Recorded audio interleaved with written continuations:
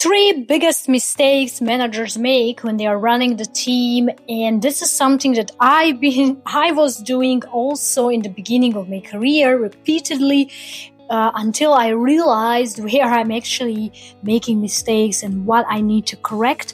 And this is exactly what I want to share with you, so you avoid those mistakes and you do not repeat them as I did, which really cost me a lot of things. Starting from losing the trust with the team, having miscommunication, and so on. First thing first, micromanagement. Please do not do it.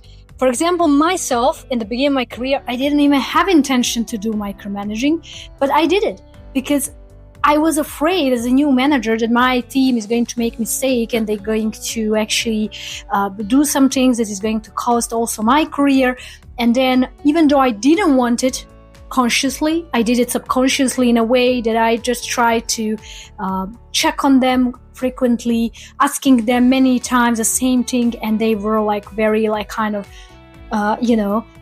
backing up because they were like, hey, but you don't trust me to do my job, or what's going on, right? So I had a lot of conversations, and then I realized what I'm doing and where I'm making those mistakes.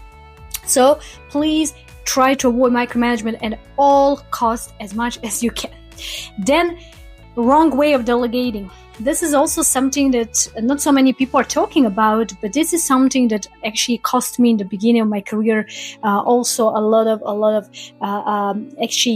time, first of all, and then of course trust at the end of the day, because the people actually were like, hey, but you told me like this way, and then I didn't understand well, then I completed a task in a completely different ways, and everything boils down actually when it comes to this delegation to communication. I realized that I made a mistake with delegation because of my poor communication skills in the beginning with the team.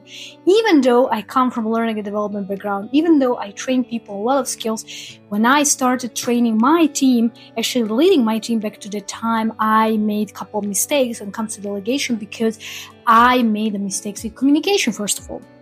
So make sure that when you delegate, you need to communicate things very clearly, very concisely, and always keep in mind different personalities, different communication styles, all right? This is very important. And then last but not least is to also avoid providing coaching. Especially because I was a new manager and I was afraid what my team is going to tell about me if I give them constructive feedback. But this is wrong. It's all about how you give and provide the feedback. It's not about what you're going to tell them. Even if you're going to tell them very constructive things that they really need to work on, it's something that you can really deliver in a proper way. And I'm not going to go now into details of effective coaching because I already did one video on effective coaching, so please check it out. But of course, I'm just going to mention a couple of important things, which is that you need to really approach the constructive feedback in a very good way. What that means, it means that when you're providing the feedback, you first of all need to sit down with a crew member or team member, and then to take from them their perspective, why they are making those mistakes, and then to try to understand if it's from your side, maybe something that needs to be improved, or from their, or maybe something that needs to be worked out more from their side. So these are just variations, and it's very important that you understand how to provide this constructive feedback, okay?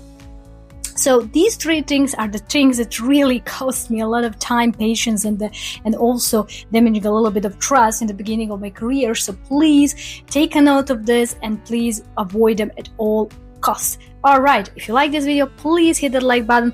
Of course, subscribe to this channel, and until next time, stay ambitious.